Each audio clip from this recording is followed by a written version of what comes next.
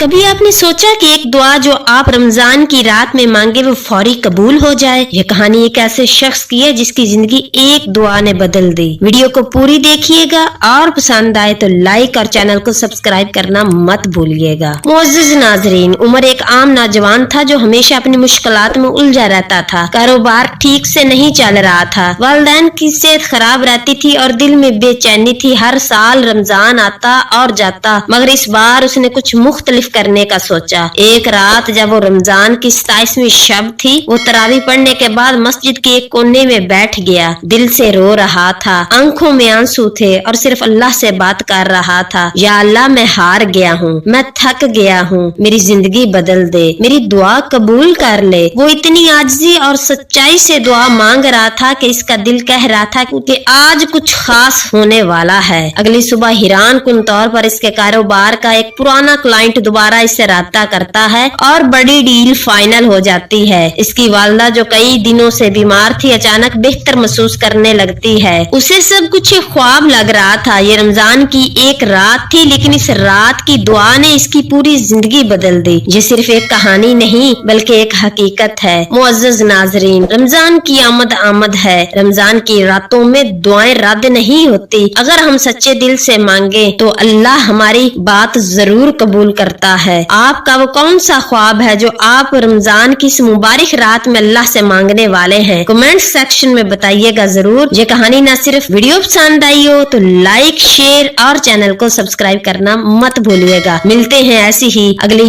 Next video میں، تب تک کے لیے میرا اور آپ کا اللہ نگہبان۔